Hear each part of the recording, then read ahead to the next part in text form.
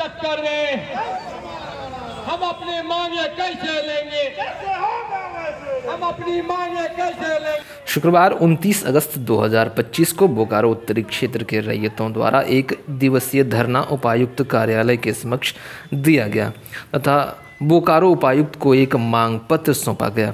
इस मांग पत्र में क्या कुछ है, आइए पहले हम जानते हैं। इस मांग पत्र में कहा गया कि तत्कालीन राज्य सरकार द्वारा लगभग 60 वर्ष पूर्व 10 मिलियन टन चतुर्थ इस्पात कारखाना निर्माण हेतु बोकारो जिला में कुल 49 मौजा का भूमि अधिग्रहण किया गया, जिसमें 29 मौजा में दखल लेकर 4 दीवारी करने के उपरांत प्लांट निर्माण तथा टाउनशिप यानी सेक्टर को बसाया गया। इसमें से 13 मौजा को पंचायती राज में शामिल 2010 में ही कर लिया गया। बाकी बचे 7 मौजा यथा कुंडौरी, शिबुटाण, पचौरा, महेशपुर, कनपट्टा, बैदमारा तथा महुआर को छोड़ दिया गया। इन मौजा का न तो भूमि एवं न ही हाउस ब्लॉक का टेक ओवर हैंड ओवर हुआ, न ही पूर्ण मुआवजा नियोजन तथा पुनर्वास हुआ। लोग जैसे थे वैसे ही अभी भी बसे हैं। वर्तमान में लाखों की आबादी इन 7 मौजा में निवास करती है तथा खेती करके जीवन यापन करती है। चौंकाने वाली बात यह है कि इन गाँवों के लोग विधायक सांसद तो चुनते हैं, लेकिन गांव की सरकार जिससे गांव का विकास हो सके उसके अधिकार से वंचित रखा गया है उन्हें। नतीजतन इन गाँवों के लोग मूलभूत सुविधा जैसे सड़क, बिजली, पानी, शिक्षा, स्वास्थ्य तथा पंचायती राज के अंतर्गत आने वाले विभिन्न योजना जैसे आवास, शौचालय, सरकारी ऋण, छात्रवृत्ति आदि महत्वपूर्ण सरकारी योजना से वंचित हो रहे हैं, जो सीधे लोकतंत्र का हनन करने जैसा है। इन गाँवों को पंचायती राज से जोड़ने हेतु जिला प्रशासन द्वारा भौतिक निरीक्षण कर रिपोर्ट बनाया गया, जिसमें 7 मौजा को मिलाकर कुल 6 प्रस्तावित पंचायत का जनसंख्या के आधार पर सीमांकन भी किया गया है, परंतु अभी तक अधिसूचना एवं गजट प्रकाशित नहीं किया गया है, जिससे स्थानीय लोगों में काफ़ी रोष है। वहीं दूसरी ओर इन ज़मीनों को तत्कालीन राज्य सरकार इस्पात कारखाना के नाम पर अधिग्रहण किया गया है, लेकिन आज भूमि अधिग्रहण अधिनियम को ताक में रखकर अधिग्रहित भूमि को निजी हाथों में बेचकर बीएसएल मोटा मुनाफा कमा रहा है और ज़मीन का बंदर बांट किया जा रहा है। विगत कुछ दिन पूर्व बोकारो उपायुक्त द्वारा दैनिक अखबारों के माध्यम से प्रस्तावित 6 पंचायतों को पंचायती राज में शामिल करने हेतु प्रक्रिया पूरी करने की बात कही गई। पंचायत का तो पता नहीं, लेकिन वहीं दूसरी ओर बीएसएल को अधिग्रहित क्षेत्रों का दाखिल खारिज कर लगान जमा करने की बात कही गई, जो कि भूमि अधिग्रहण अधिनियम के खिलाफ रहने के बावजूद खतियान तथा पंजी 2 में बोकारो इस्पात संयंत्र को रैयत बना दिया गया है। तो ये पूरा मजमून है उस मांग पत्र का। आगे इसमें ग्रामीण क्या कहते हैं, वो कहते हैं कि यदि समय रहते हमारी उपरोक्त मांगों पर विचार नहीं हुआ तो हम ग्रामीण रैयत उग्र आंदोलन करने को मजबूर होंगे, जिसकी सारी जिम्मेदारी जिला प्रशासन बोकारो की होगी। इस धरने में माननीय विधायक निरसा कॉमरेड अरूप चटर्जी उपस्थित रहे। उन्होंने क्या कुछ कहा, आइए सुनते हैं। और बहनों को ढेर सारे अभिनंदन। साथियों, ये लड़ाई आज की नहीं है। झारखंड बनने के बाद अगर झारखंड विधानसभा में सबसे पहला सवाल कोई पूछा, सबसे ज्यादा बहस कोई हुई, सबसे ज्यादा हल्ला गुल्ला हंगामा कोई चीज विधानसभा में हुई, तो ये 19 मौजा को पंचायत का दर्जा देने के मामला उठी। और उस समय आपके स्थानीय विधायक समरेश सिंह जी साइंस एवं टेक्नोलॉजी मिनिस्टर भी थे। वो भी चाहते थे जो ये 19 मौजा को पंचायत का दर्जा मिले, इन लोगों को वोटिंग राइट्स मिले, इन लोगों को जो जाति प्रमाण पत्र, आय प्रमाण पत्र एवं तमाम जो सरकारी सुविधा है, ये तमाम चीज मिलना चाहिए। और एक मत थी पूरी विधानसभा के सारे सदस्य, चाहे पक्ष हो या विपक्ष। लेकिन बाद में 19 गांव में से 13 मौजा का ही पंचायत का दर्जा दिया गया और 6 मौजा का नहीं दिया गया। लेकिन उस समय भी तत्कालीन उपायुक्त जो है, उपायुक्त ने खुद आदेश करते हुए इन पंचायत को, इन 13 मौजा को पंचायत का दर्जा दिया, जिसके विरोध बीएसएल हाईकोर्ट तक गया। लेकिन हाईकोर्ट ने भी कभी भी उपायुक्त के आदेश के खिलाफ कोई आदेश नहीं किया। उसने सरकार को सरकारी मापदंड के अनुरूप वो देखने के लिए उसे बोले।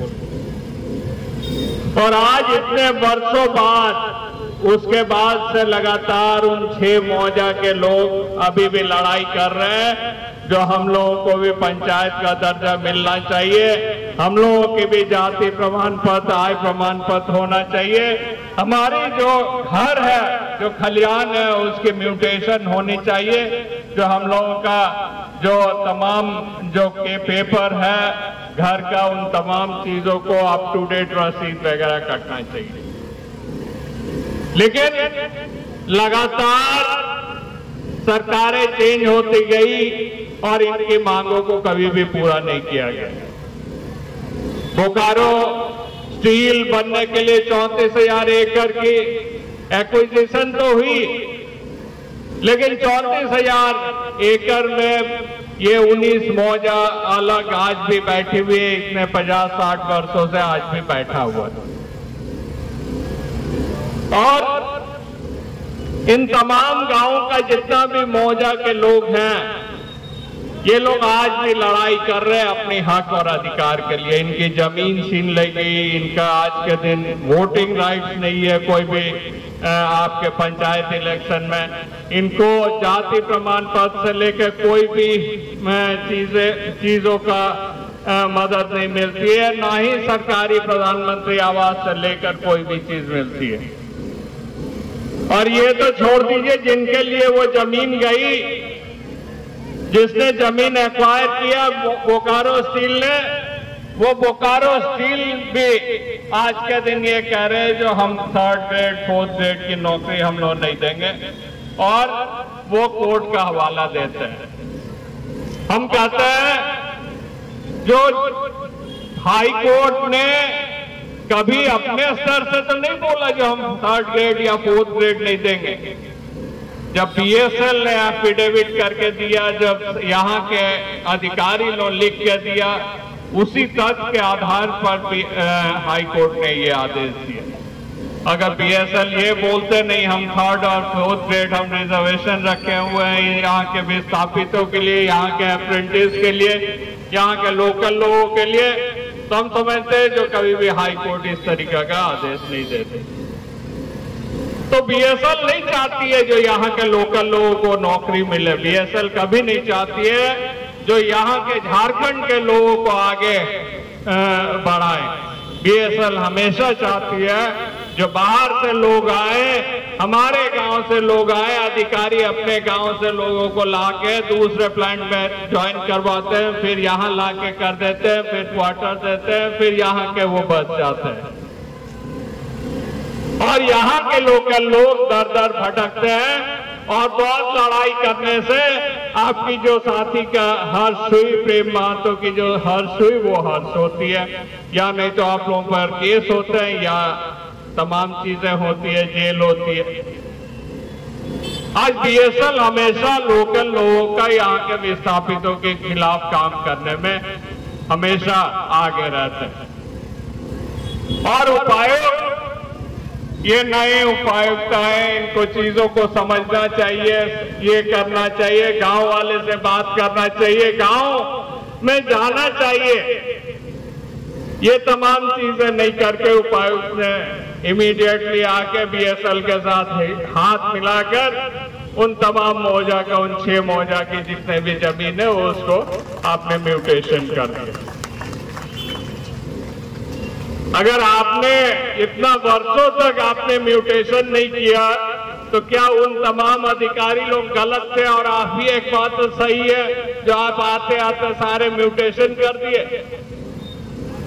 और आप पंचायत का दर्जा आप नहीं दे सके। आप बोल रहे जो नो ऑब्जेक्शन नहीं दिया। नो ऑब्जेक्शन तो उस समय भी डीसी ने नहीं दिया था, बीएसएल ने नहीं दिया था, फिर भी तो डीसी ने किया क्योंकि वो डीसी जनता के हित में काम कर रहे थे और आप बीएसएल के हित में काम कर रहे हैं। आप बोकारो स्टील के कथन पर चल रहे, आप बोकारो स्टील से हाथ मिलाए हुए, आप अपने व्यक्तिगत स्वार्थ पर आप यहाँ के उपायुक्त के काम कर रहे हैं। यहाँ के अधिकारी लोग आज बीएसएल को बचाने के लिए, बीएसएल को आगे ले जाने के लिए वे बीएसएल के अधिकारियों को चपरासीगिरी करने के लिए काम कर रहे हैं, ना कि यहाँ के रैयतों को, यहाँ के विस्थापितों को एवं झारखंड के जनता के हित में काम कर रहे हैं। उपायुक्त को चाहिए जो इमीडिएटली इन तमाम 6 मौजा को पंचायत का दर्जा दे और ये म्यूटेशन को वो रद्द करे, ही हम लोगों की मांग है। और इस मांग को लेकर ये नहीं है कि ये पहली बार धरना दे रहे हम लोग, ये धरना एक शुरुआत है। इस मांग को लेकर आगे और बड़ी लड़ाई होगी, इसका हम लोग आश्वासन देते हैं। हम लोग यहाँ पर घेरा डालो डेरा डालो का भी कार्यक्रम करेंगे और करेंगे यहीं पर, क्योंकि ये सारे चीजों का दोषी उपायुक्त है, दूसरा कोई नहीं है।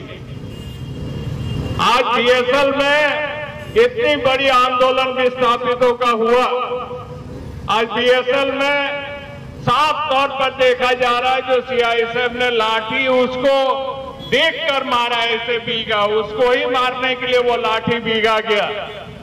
ये साफ तौर पर वीडियो में देखा जा रहा है, जो उसका सर पे लगा, सर पे टकराया और वो उसके बाद वो मारा गया।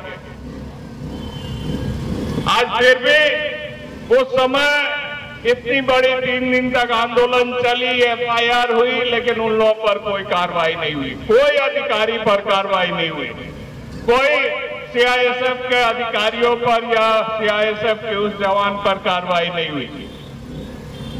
आप एसआईटी की गठन कर दिए। एसआईटी की गठन प्रेम महतो को हक दिलाने के लिए और न्याय दिलाने के लिए नहीं बनी। एसआईटी की रिपोर्ट अगर देखेंगे आप लोग, जो कल विधानसभा में मंत्रिमंडल से जो जवाब में आया है, उस एसआईटी के रिपोर्ट में साफ तौर पर उसको बचाने के लिए एवं चूक दिखाया गया है। जो ये एक चूक थी, ये एक ह्यूमन एरर थी जो उसके लग गया, लाठी कहीं और दिखा था।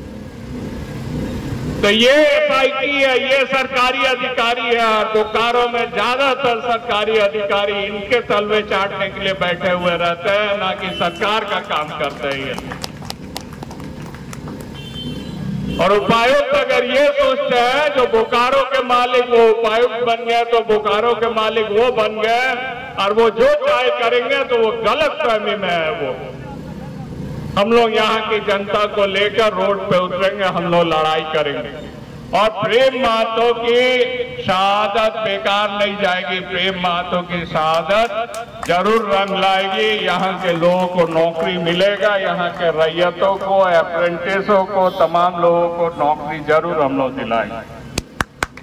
हम लोगों ने कल या परसों हम लोगों ने प्रेम महतो की माता श्री वहां गए थे रांची में, तो हम लोगों ने माननीय मुख्यमंत्री महोदय से हम लोगों ने मिला है।